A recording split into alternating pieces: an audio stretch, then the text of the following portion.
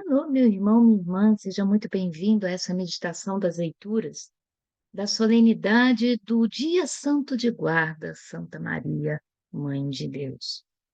Que nesse ano de 2023, tanto pode ser a leitura da noite do dia 31 de dezembro, porque é um domingo, quanto pode ser a leitura do próprio dia 1º de janeiro de 2024. Na verdade, tem uma simbologia muito especial nas coisas de Deus. O que parece ser o fim do ano é apenas o começo de um novo ano. Tal como nós sabemos que o que parece ser o fim quando a gente tem um problema sério, pode ser apenas o começo da graça de Deus, que certamente não tardará. Antes de olharmos para as leituras que Deus nos apresenta nesse dia tão bacana, tão bonito, tão solene para todos nós, vamos, em primeiro lugar, colocar o nosso coração nas mãos do Senhor, para que Ele possa abençoar os nossos ouvidos, para que aquilo que for verdade para nós possamos transmitir como verdade e abençoar os ouvidos e as vidas de todos aqueles que vão escutar essas leituras através dos nossos lábios, através do nosso tempo, do nosso ministério, do nosso serviço ao Senhor. Mas, junto com todas as pessoas por quem a gente se comprometeu a rezar, que queremos trazer ao coração de Deus, queremos de uma forma muito especial lembrar na meditação de hoje a pessoa do seu Odarico, alguém tão querido para todo aquele que há anos acompanha a Turma do Pecado Lavado, porque praticamente desde o começo do grupo ele sempre acompanhou, em primeiro lugar com a sua filha Rosa, depois com a sua esposa Denise. E nesse finalzinho de ano, seu Odarico partiu para os braços de Nossa Senhora para repousar e aguardar por todos nós até o dia que possamos estar unidos outra vez. Que Deus traga muito consolo a toda a sua família, a Denise, a Maria Vitória, a Rosa, a irmã dela e a toda a família. Ah, a primeira leitura dessa solenidade é uma leitura muito, muito, muito especial, própria para a gente proclamar no último dia do ano e também no primeiro dia do ano seguinte, que é a leitura tirada do livro dos Números, no capítulo 6, versículo 22 em diante. É a leitura da bênção. Porque Deus que abençoou o ano que se passou, Ele também é a primeira fonte de bênção para o ano que estamos por iniciar. Essa bênção, tirada no capítulo 6 do livro dos Números, que é um dos mais antigos livros de toda a Bíblia, é uma bênção muito especial. Muitos dizem até, ou atribuem essa bênção a São Francisco, porque São Francisco usava tremendamente essa bênção. Nós, leigos, também somos convidados a usar sempre essa bênção. Por quê? Porque os sacerdotes, eles têm um poder especial de transmitir a bênção, um poder que lhes foi dado por Deus, pelo próprio Jesus, lá no capítulo 20 do Evangelho de São João, quando Jesus ressuscitado se reúne aos seus discípulos e diz que o que for ligado por eles no céu será ligado na terra e vice-versa.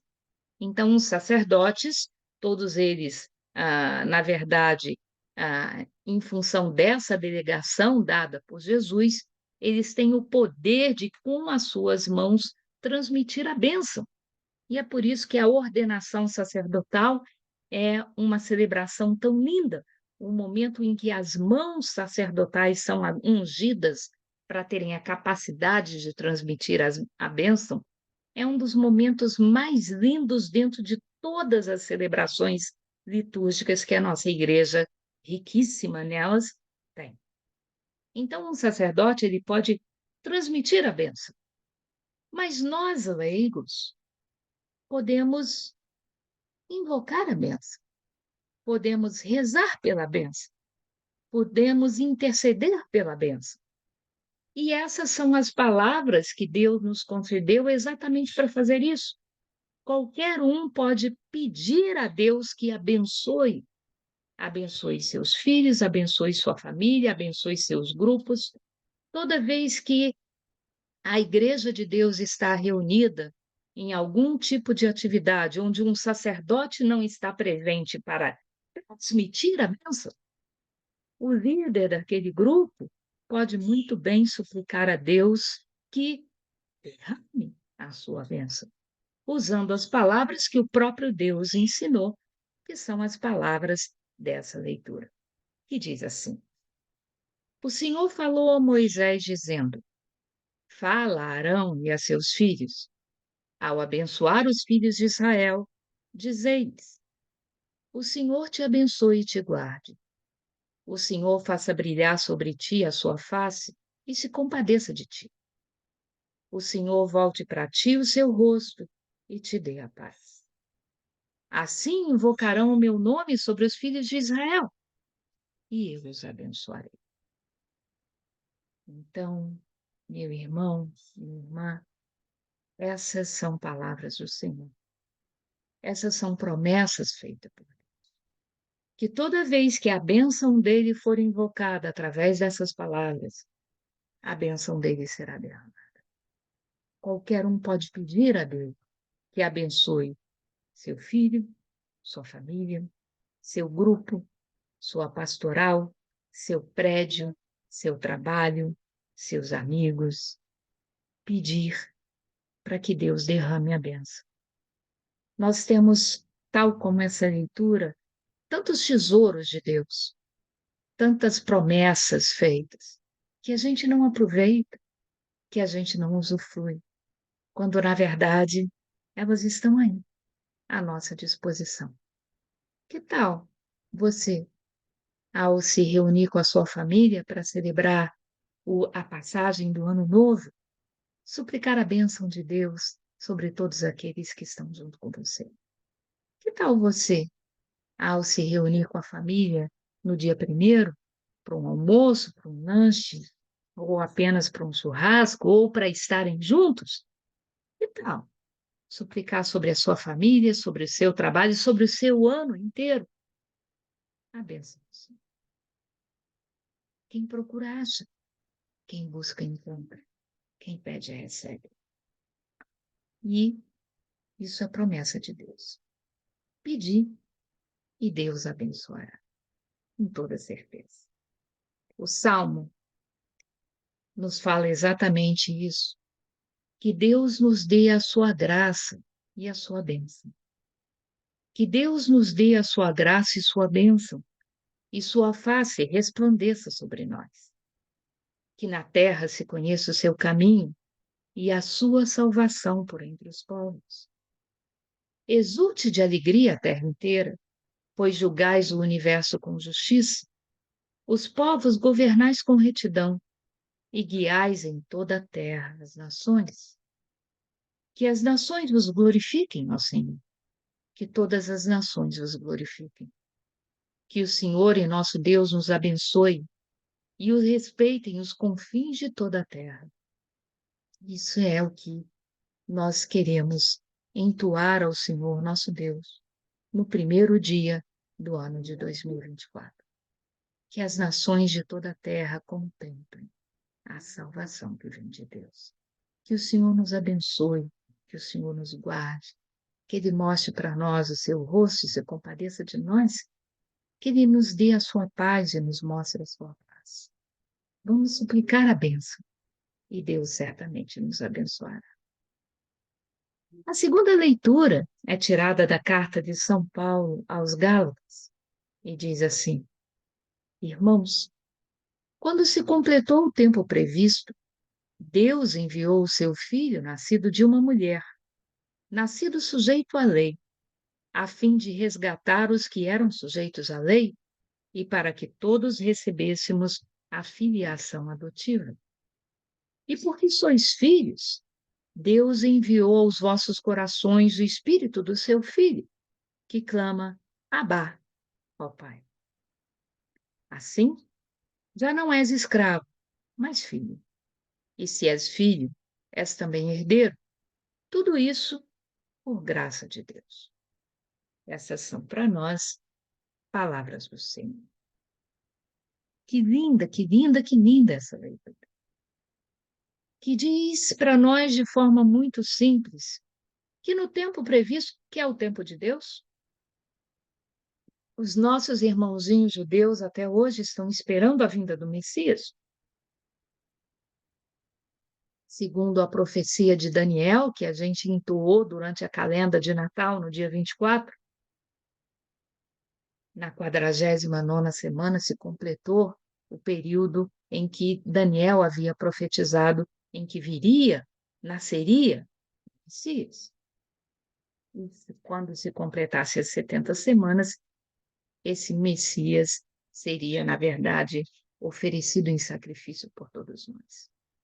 Então, no tempo de Deus e não nosso, Deus enviou o seu filho.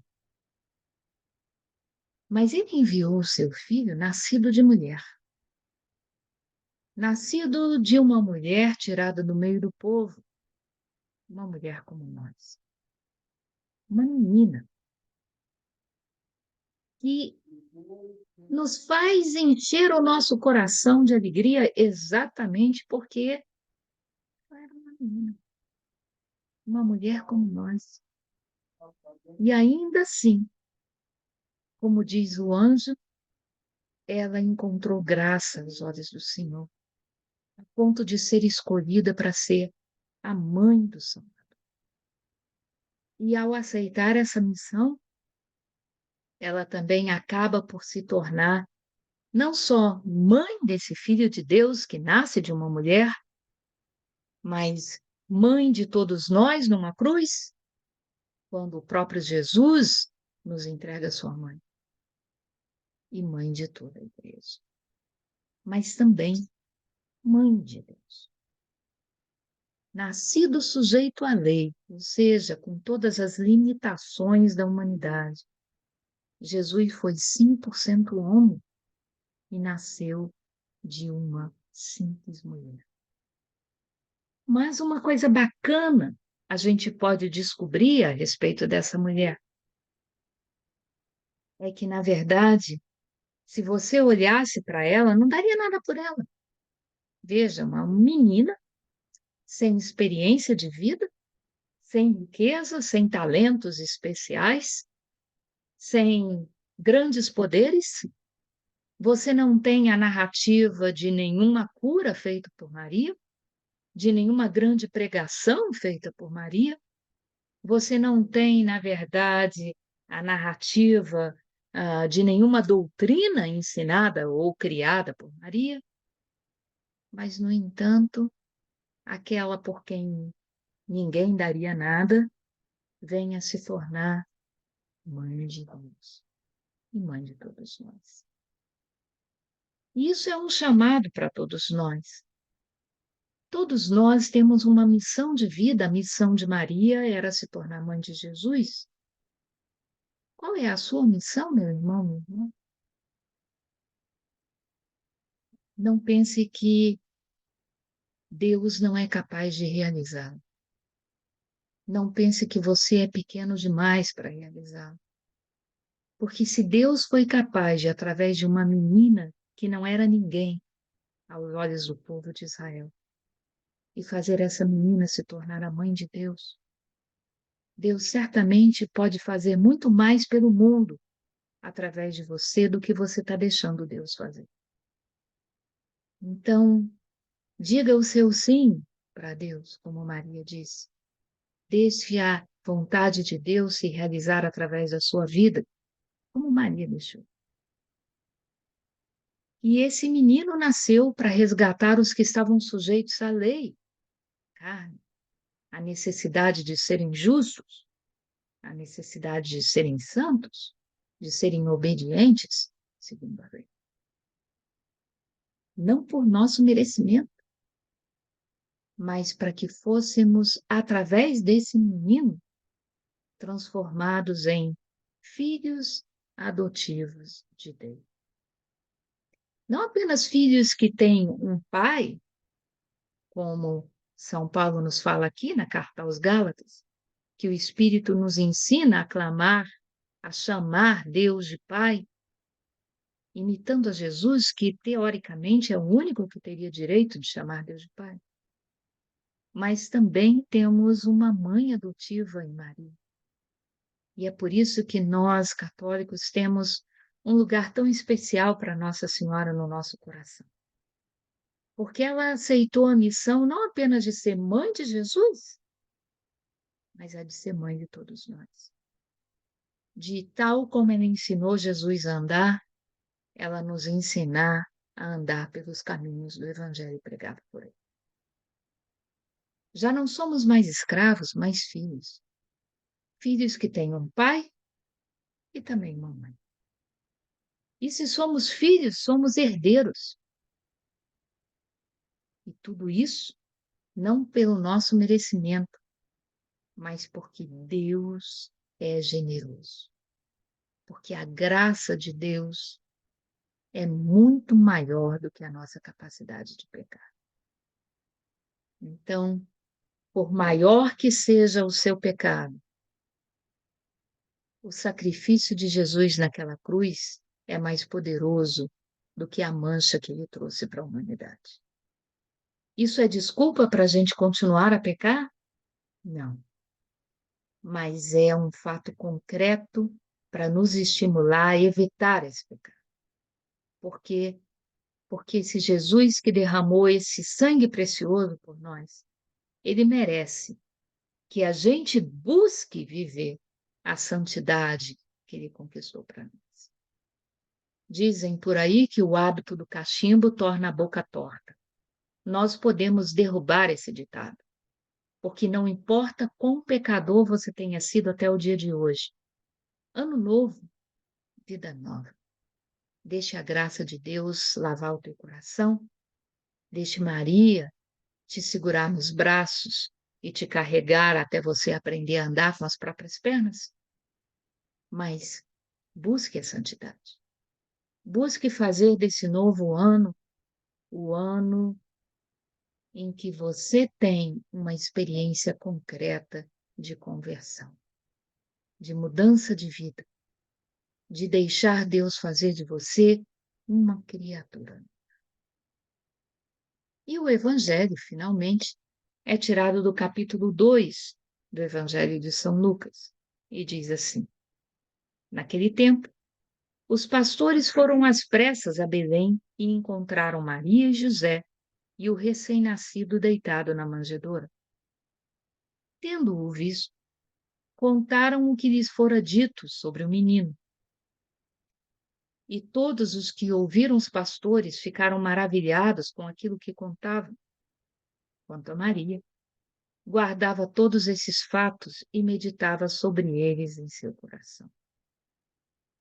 Os pastores voltaram glorificando e louvando a Deus por tudo o que tinham visto e ouvido, conforme lhes tinha sido dito. Quando se completaram os 8 dias para a circuncisão do menino, deram-lhe o nome de Jesus, como fora chamado pelo anjo antes de ser concebido. Essas são para nós palavras da salvação. Então, essa é a passagem que aparentemente está nos narrando de novo o nascimento do Senhor. Porque estamos ainda na oitava do Natal, então ainda estamos celebrando o dia em que, como um menino, Deus nasceu da Virgem Maria em Belém. E foi anunciado em primeiro lugar, não aos grandes desse mundo, não nos palácios, não nos tronos, mas aos humildes pastores. Para quem você vai anunciar o nascimento de Jesus? Quem são aqueles que você tem que fazer conscientes de que Deus está no meio de nós? Aqueles pastores, tal como Maria, que você olhava e não dava nada por ela, foram os primeiros a receberem a mensagem dessa boa nova que precisa ser anunciada. E eles não calaram. Você vai calar?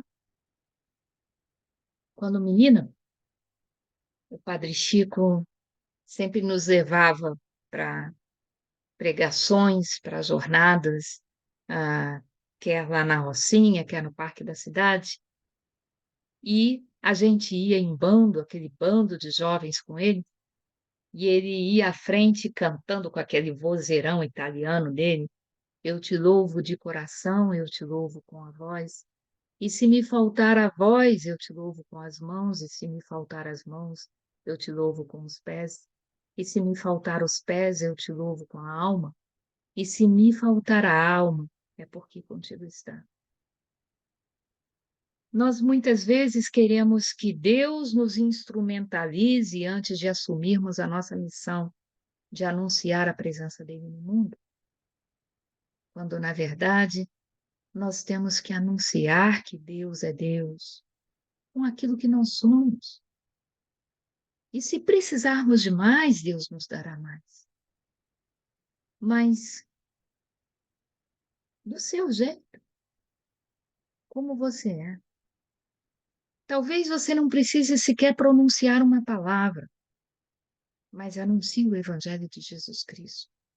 Anuncie a presença dele com a sua vida, com o seu compromisso de fé, com o santo que você tenta ser, com a graça que você tenta colocar em prática na sua vida. E isso fica mais fácil se você deixar essa graça cair primeiro no seu coração. Você não pode dar o que você não tem, você não pode ensinar o outro a ser o que você não é. Então, se Deus não for uma realidade na sua vida, meu irmão, você dificilmente será um bom servo para Deus. Você pode ser até alguém que fala palavras muito bonitas e que convencem os outros, mas se Deus não for uma verdade para você, dificilmente você vai levar os outros a abraçarem Deus como uma verdade para ele. Então, o que nós temos que aprender a fazer é o que Maria fazia. Deixava tudo aquilo que ela observava ao seu redor como sendo a ação de Deus cair profundamente no coração dela. E em Maria enraizada essa fé, ela foi capaz de passar por todas as circunstâncias da vida dela, a ponto de se transformar em mãe de Deus. Tem toda uma questão teológica para explicar algo que os nossos irmãozinhos evangélicos não conseguem entender. Como é que uma simples mulher pode se transformar em mãe do Deus que é o criador de todas as coisas, inclusive dela mesma? E, na verdade, já prometi no nosso último encontro, mas vou confirmar aqui, Edu e eu vamos pregar um retiro sobre Maria em maio, nós dois, sobre esse livro que a gente acabou, de ouvir, escrito por esse teólogo, um retiro de formação, não de devoção, para a gente poder exatamente entender todas essas teorias. Mas eu acho que de uma forma muito simples, explicando como é que Maria pode ser mãe de Deus, sendo uma simples mulher, muito simples. Nós, criaturas de Deus, não somos eternos, porque na origem do tempo, nós não existíamos ainda. Diz o Salmo que desde sempre existimos no sonho de Deus, mas concretamente passamos a existir a partir do momento em que os nossos pais se uniram, se conheceram e geraram ou ajudaram a ser instrumentos de Deus para que a nossa vida fosse então criada naquele momento.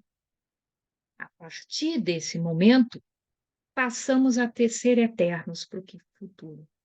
Ou seremos eternamente cidadãos do reino dos céus, contemplando a face de Deus, ou seremos eternamente excluídos do direito de contemplar a face de Deus?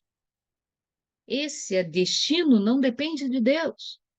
Na verdade, se depender de Deus, todos nós vamos morar no mesmo lugar, nesse reino aonde Jesus foi preparar para nós uma morada.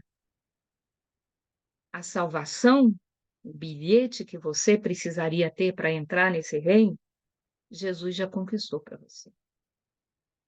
Depende de você escolher ser de Deus ou negar a Deus, rejeitar a Deus e preferir viver essa eternidade fora da graça de Deus. Depende de você. Já a segunda pessoa da Santíssima Trindade, o Verbo que foi usado para criar todas as coisas que existem, sempre existiu, porque é Deus. Então, antes de todos os séculos, ele já estava lá e ele é o mesmo ontem, hoje e amanhã. A partir do anúncio a Maria, esse Verbo se faz carne no seio de Maria e nasce de Maria em Belém e habita no meio de nós e nos prega o Evangelho e morre por nós, ressuscita por nós e sobe aos céus. Mas ele sobe aos céus não apenas na sua condição divina, a partir da sua encarnação, esse Verbo que tem a natureza divina, porque é Deus, assumiu também uma natureza humana. A partir desse momento, é impossível separar as duas naturezas. Por isso, quando Jesus volta para o céu não apenas o Deus, mas o homem ressuscitado. As duas naturezas de Jesus vão para o céu. E veja que bonito a consequência disso.